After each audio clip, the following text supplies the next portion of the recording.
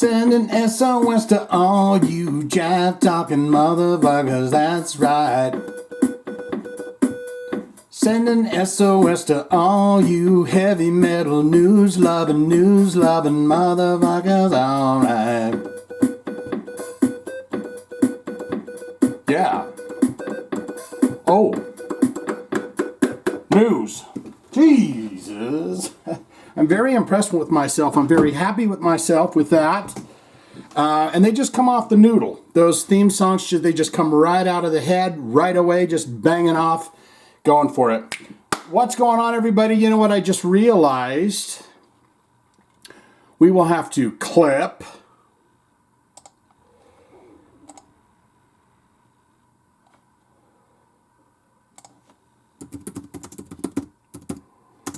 Oh, 5-3.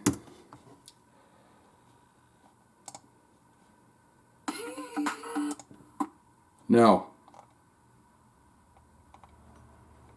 Let's see. Newest.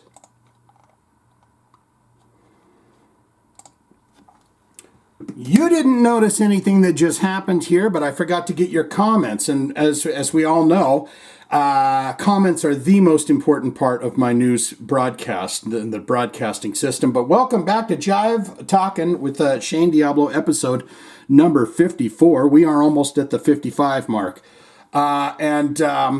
Today, or now you're checking this out on Saturday, so a few days ago, it was Dimebag Darrell's 18 years ago that he passed away. So I thought we would fire off this episode with, we're taking our news from the fine and fantastic We Are the Pit website. Go check that out. I love that website. I like the way it looks and everything else, and their news stories. So I thought it would be fun to look into the story of when Robb Flynn, Machine Head, found the Dimebag Darrell guitar that was stolen from him so many years ago. And you don't have to be some kind of a Dimebag Darrell wizard to know that's his guitar. It's got that V-neck on it. It's got the lightning bolts on there. And this is the lady that stole it. You son of a bitch. I'm just kidding. Let's get into this. And welcome, welcome, welcome. As we reflect on the life of Dimebag Darrell, who passed away 18 years ago today, we are reminded of a heartfelt story involving Machine Head's frontman, Robb Flynn, who had a special gift from Dime stolen from him, only to be reunited with it later. Back in 2010, Flynn's home was burglarized. It had been done burgled. Among the plethora, oh, that's a wonderful word, of items stolen, a big sentimental item was taken from Flynn. It was a 1997 Washburn dime bolt guitar, which was gifted to him by the late Pantera guitarist Dimebag Darrell. However, 6 years later, in 2016, the special guitar would make its way back into Robb's hands. So how did that stolen Dimebag make its way back to Robb Flynn? ?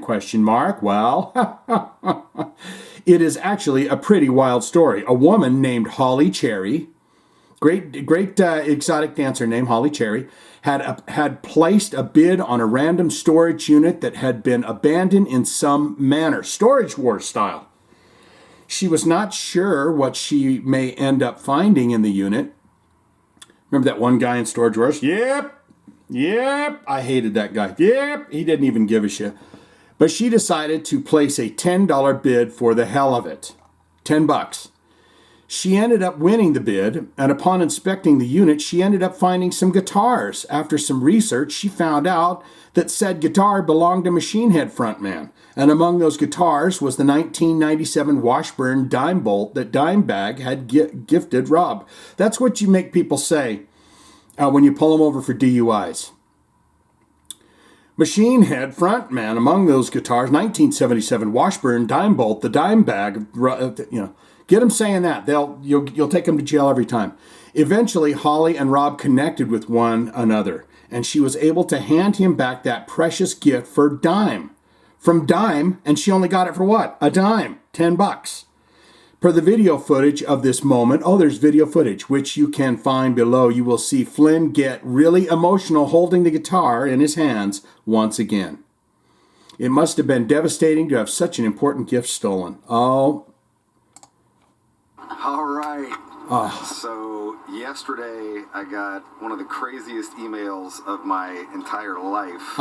Something that what was it about? I wanted to get for the last 6 years. I doubt that when he says one of the craziest emails he's ever gotten in his life, I don't think that, hey, I've got your guitar is the craziest thing he's seen in his emails. My friend Craig with Cicero sent me an email from Brian Kehoe saying, hey, Flynn Guitars. You know, he texts me, hey, I think, Brian Kehoe might have She's like, get with it, bro. Stolen 6 years ago. I don't really want to be on your freaking video. I tell you how many times I've had this, hundreds and hundreds of times. And they've always been just kind of, false leads or whatever. Not real, untrue. I opened up the email and I looked at it, and it was my fucking guitars. So I reached out, and this little lady right here. And this little lady ain't getting damn nothing for it. A storage unit that went up for auction, and she reached out to me, and fuck, I cannot thank you enough. You just gave me goosebumps. You just gave me goosebumps. You're going to give me something else, too, baby cakes, I'll tell you what. Returned the Dimebag guitar that got stolen from me 6 years ago. This guitar was given to me in 1997 by Dimebag Darrell, and she got her hand in her pocket. She's going, I hope there's some Benjis coming in here. Dude, I've done you a solid. I've done you a damn fine solid here. Cherished it for a long time. I was pretty devastated when it got That is a beautiful guitar. My house got robbed 6 years ago. And, fuck, man. 6 years later. She says, fuck. Yep. Yes, Rob.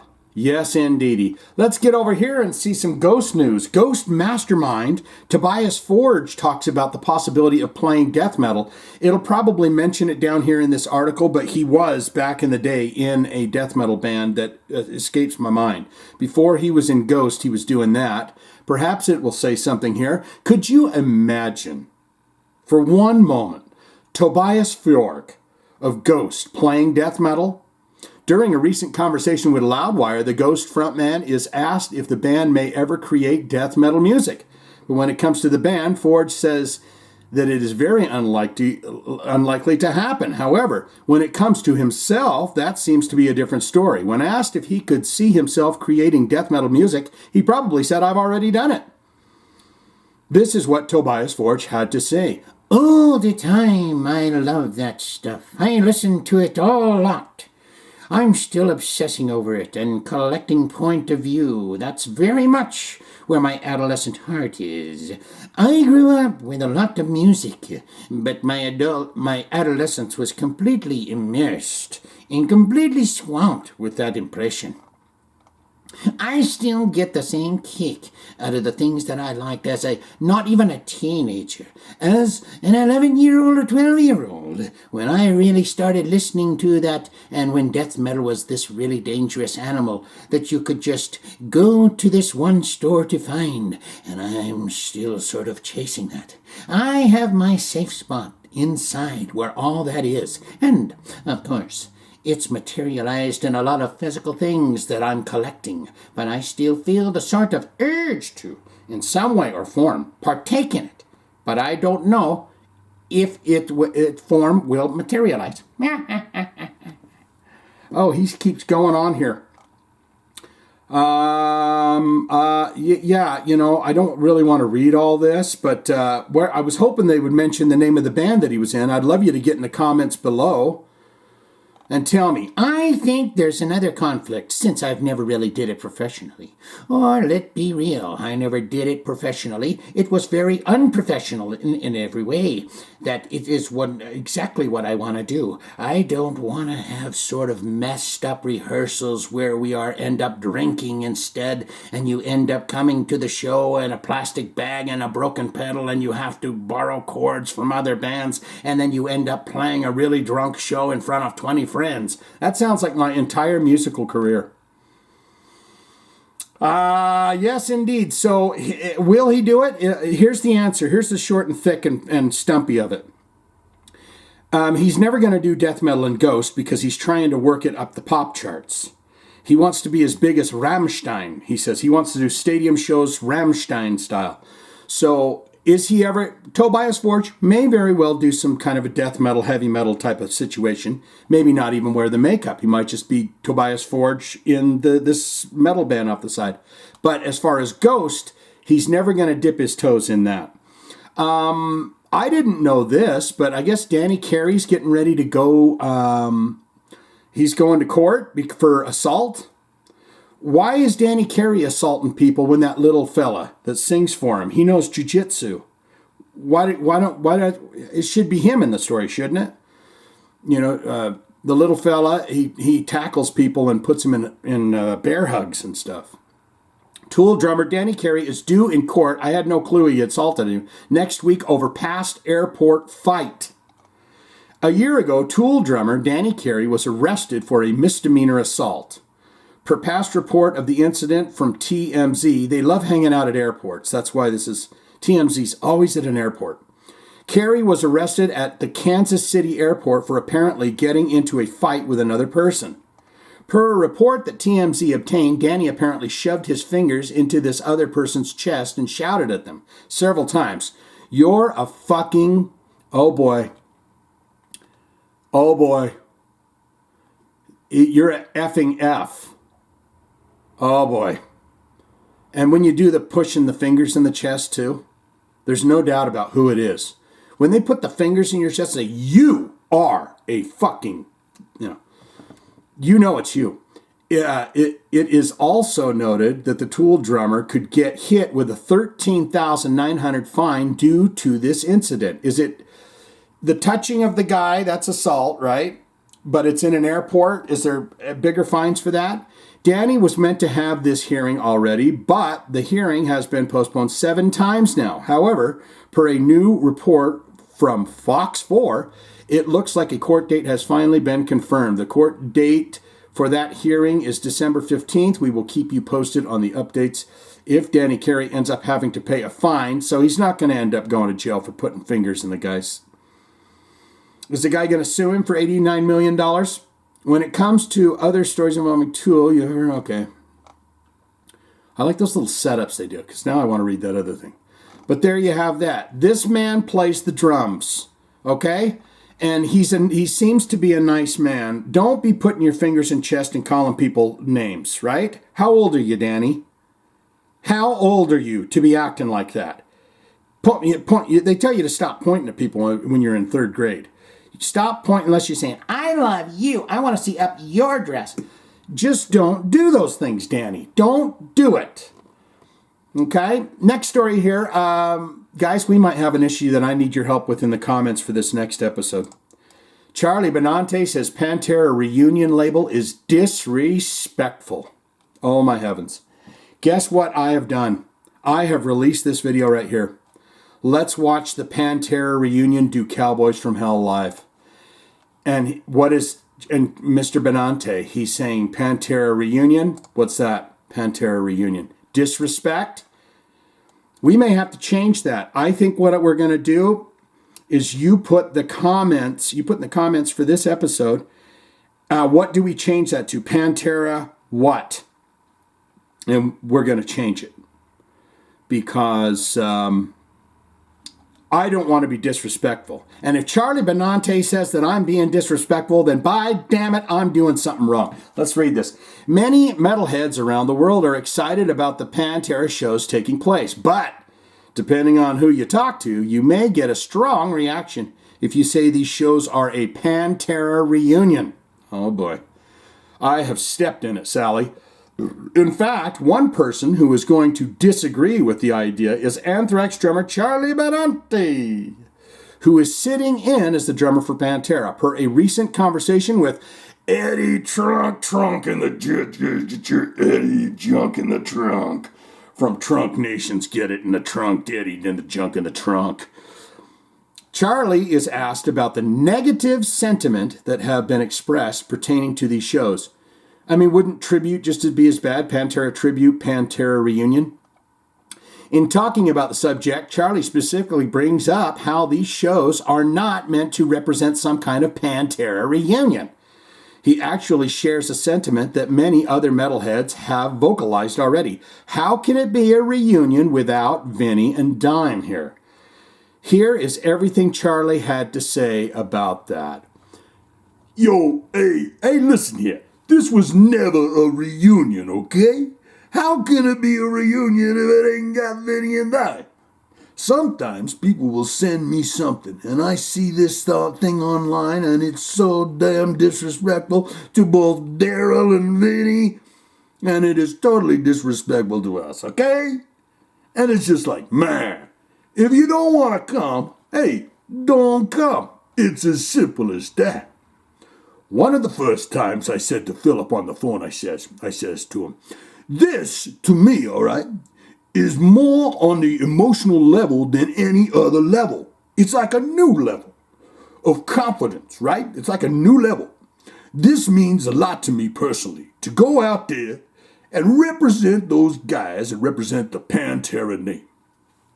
And hey, that's all I ever wanted for me. I don't care about it financially and stuff like this. I got that Anthrax money, hey, I got the Anthrax money. This, to me, I had to do it. I didn't want to see anybody else playing these songs but me. So there you have it. He's laid it out. So guys, we're going to have to get in them comments for this episode, and we're going to have to see what you decide to change this video to. Pantera what? And perhaps maybe the most likes or something on that will be changed. I don't know. We got to read it, okay? And finally, before we get into your comments, John 5 Alive, John 5 Alive and Motley Crue and are teaming up with Def Leppard and Alice Cooper. They announced the U.S. tour dates, and I think it's going to be August of next year. Having just pulled off the 2022 most successful tour here in the U.S., Motley Crue and Def Leppard have announced that they are playing even more shows in the States coming next year. A couple of months ago, both bands announced a world tour, which will be kicking off next February and concluding in July. After that tour, though, both acts will be embarking on another U.S. tour. Accompanying them this time around for support is none other than shock rocker Alice Cooper. Below are the dates, locations associated with the U.S. tour involving Motley Crue, Def Leppard, and Alice Cooper. So far, we just got some August dates here. But are they going to be coming to your town? Tickets go on sale to the public Friday, 12-16 December, 10 a.m. local time. To learn more about the events, head on over to motley.com. Or how about Alice Cooper? Could we go there? What is going to be extra interesting about these shows is that John 5 Alive will be playing with Motley Crue as their new touring guitarist. Back in October, it was confirmed that John was stepping in as the band's touring guitarist. Motley Crue and Def Leppard, the stadium tour, was one of the most successful tours of this year. In fact, we were able to track down some data and confirm how much money was being made per show, and the amount is wild. Oh! Where's that at? Can we see that?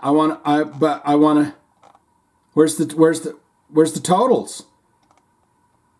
One of the band took part in the U.S. leg of the tour. Okay, well, I guess they're just going to keep it to themselves. All right, well, that it is what it is then. Let's get into your comments. That's right, your comments. We are here for your comments, okay? And let's get into it right away. Hitting it right out of the gate is Michael Buchanan. Oh, yeah, it's Jive Talkin Day. Best day of the week, my friend. Still like the rap openers, but that's just me. I'll try and work some more rap angles in there.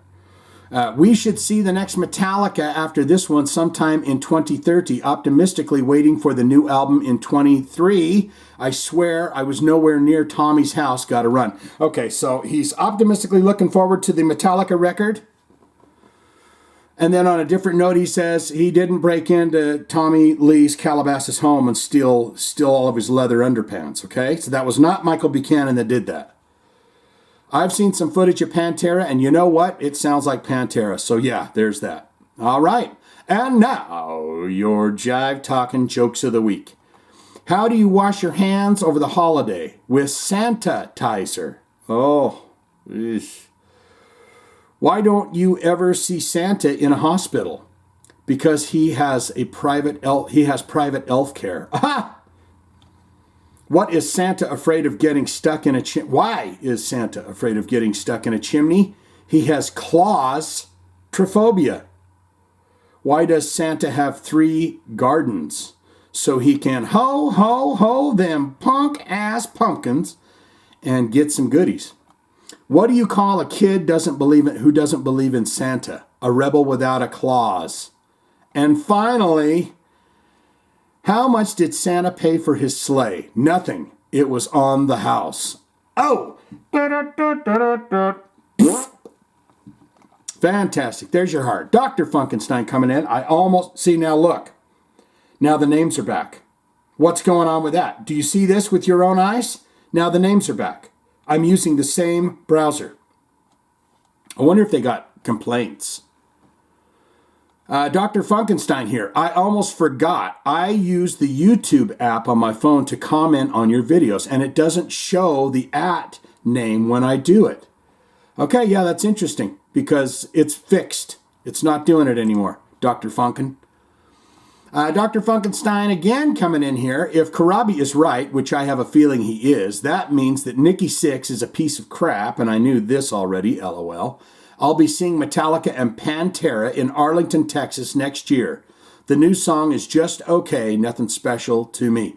Yeah, that's kind of where I'm at with the Looksy Turner. It was all right, you know. I've seen a lot of people going, fuck garbage. There's your heart.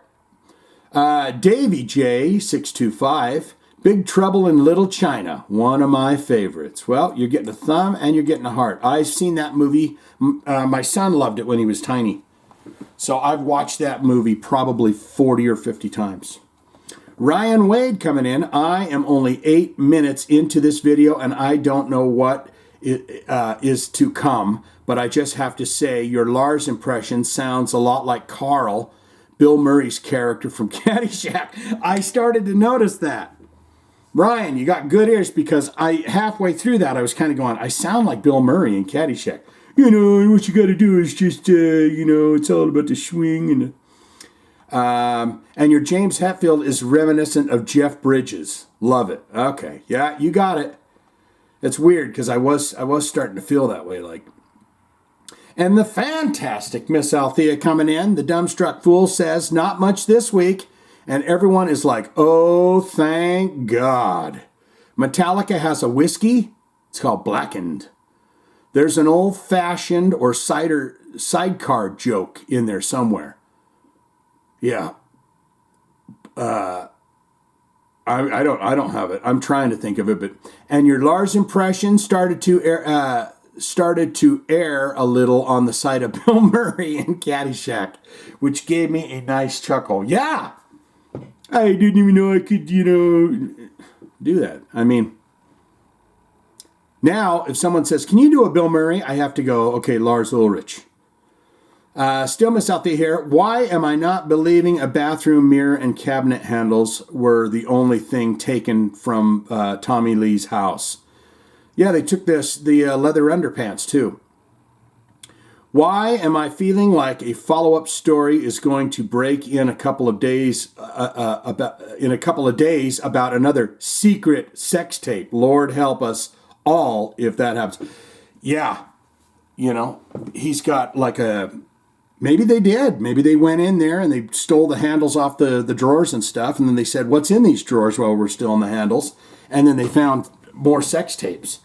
How crazy would it be if there's like a weird one with Vince Neil and it's from like 2 years ago?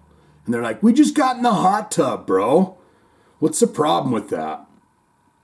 All right, Miss Althea, there you go. There's your heart. Zayas Baltar coming in here.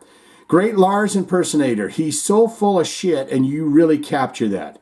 Benante was already talking about recording new material as Pantera. So I don't know what to think. Really? So he was saying something about that, Mr. Benante. Phil and Rex are going to make a shitload of money off this. Fuck the Pantera legacy, I guess. I hope this doesn't affect the new Anthrax album. They may not be Christians, but they worship the almighty dollar. Who cares about Tommy Lee? He's a bad person. A kid drowned in his pool under his watch. What? Why is my brain's forgetting this whole coinky dink? He never lost a second's sleep over that. 2 homicides involved with Motley Crue. John 5. Okay, the other homicide would have been Vince Neil and Hanoi Rockstrummer. What was his name? Skeeter McGee. John 5 could play Crue songs backwards while hanging upside down. Crue riffs are kindergarten stuff. All right. Kindergarten stuff that made a whole lot of green beans, wouldn't you say, Zayas, there? And we got Adra, the Metal Outlaw, coming in here. Howdy, good sir. First of all, thanks for the entertainment and jamming out to our jams we send you. I imagine you get swamped with requests. Your Jive Talk sessions are really fun and interesting to watch, too. In regards to this one, for Metallica, love them or hate them, I give them props for what they did so far. Even at their age, this touring thing is a hard life, and they do put out some really killer gigs. But hey, if ZZ Top can do it, love those fellow Texans, why not? And I think they have been touring since the early 70s for 50 plus years. R.I.P. fellow Texan Dusty Hill. I don't know if my video Dusty Hill's buns got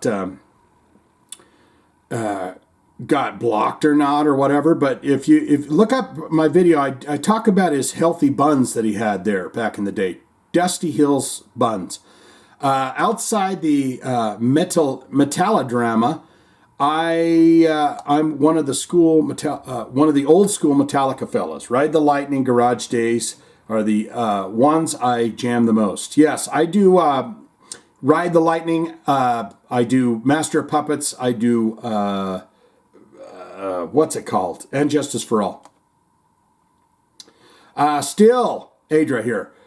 For the Tommy Lee thing, yes, it's a bummer. In my opinion, thieves should get limbs cut off if they get caught. However, he's rich. He'll be okay. Enough said on that. For the Mick Mars event, this fella is one of my favorite guitarists in the scene. His riffage is killer and catchy. Well, to me, it is, yeah. He might not be as good as he was in the earlier years. However, the dude is 71 years old and does suffer from, that disease that I can't say. Chronic arthritis that takes the toll on the spine, pelvis. And it's a very painful thing to live with. I think if he did quit, one of the reasons would be because he's in bad pain. And he's got every right in the world to quit. If Crew fellas cut him loose, it might be because of his guitar playing taking a dip due to chronic disability he has. I can be wrong too, though. I'm guessing either way, wishing Mr. Mars the best. I'm going to cut some of this, my friend. I love you to death, but there's a lot here. Let's see. For G.G. Allen, we got to do this bit here. That fella was a trip. And I might be saying that lightly. Never really got into G.G. Allen, cult following. His story might be a horror story, knowing that G.G. suffered mentally and he was heavy into the heroin use. Yeah, he was a wackadoo. His past life as a kid sounds like a real nightmare from what I have read, which is probably a main contributor to how he turned out into the real deal punk rock icon. I wouldn't know for sure, as I never met the guy. His brother might be the best source of any inquiry on the GG. Merle's probably asking to be on it. He's probably how many? Okay, we're going to read the rest of this. Merle's probably asking to be in the movie, or at least being asked about G.G. Allen. He jammed with him forever. He knew him. You can watch video, and it's like video VHS cassette tape video, and it starts right when G.G. Allen leaves this club in New York City. This would be the final 24 hours of his life or whatever. But you can see him walking down the streets of New York, and no cabs want him in. He's dirty. He's shirtless. He's wearing like Lemmy cut off pants, shorts. And it's just like everyone's like, get the hell away from him. But he's got a crew of, hanger-oners. But check that out on the YouTube if you find it. For the Pantera reunion, first off, R.I.P. fellow Tex and Vinny and brother Dime. Y'all are legend. I totally agree with the Abbott family. It's an honorable thing for Phil, Rex, Charlie, and Zach to do this, but it's not a reunion. We know this now. I know this. Without Dime and Vinny. Maybe a tribute or something. This is where you come in. Is this going to be your answer? I personally think that Phil and Rex should have had various guitarists and drummers do some shows. Yes. Who was that? I was just talking to somebody in the Patreon. Was it White Brad? I can't remember about that. They sent me a clip of the Illegals. That dude's badass on the guitar. Phil Anselmo and the Illegals, and he's kicking it out. I think it was White Bread. She and her premonition had the groove style, and it runs. Okay, what? I personally think that Phil and including the Abbott brothers' cousin April, at least for a few shows. She and her premonition had the groove style, and it runs in the family. Example, look up Premonition, Eyes of the South, featuring Dimebag Darrell, or even maybe some of the fellas Pissing Razor or maybe fellas from Pissing Razor are the most unknown British band, Piss Viper. Oh, I got to check that out, Piss Viper. For drums, maybe the Louisiana legend Jimmy Bower or Tommy Buckley can join in with the legendary Charlie. Of course, Phil and Rex may have thought of all of this, but wasn't able to proceed with anyone else due to the stuff like touring, schedule conflicts, and logistics. Yes.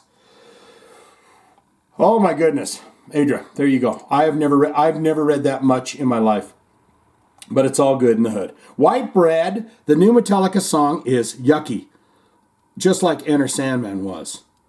Did Enter Sandman ever grow on you, though? That's the question I would ask you. There's your heart. And Michael Espinosa coming in. Pantera 2022, it has begun. R.I.P. Diamond Vin. Also, new Metallica is just okay by me. Too upbeat and radio friendly, which is a good thing. But after watching Pantera clips all morning, I'm in a heavy groove metal 90s mood. There you go. And there we have that, my fine folks. Yes, indeed-a-roo. We are finished with another episode. I bet you're happy about that now. Let's go for it. Come on.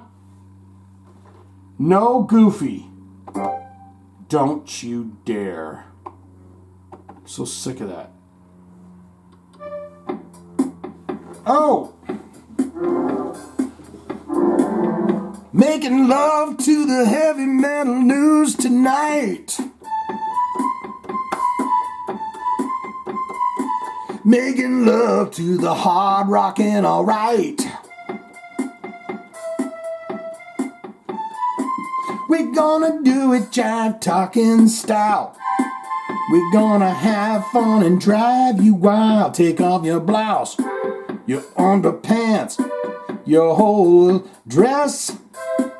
Get in the blankets, and we gonna have a good time.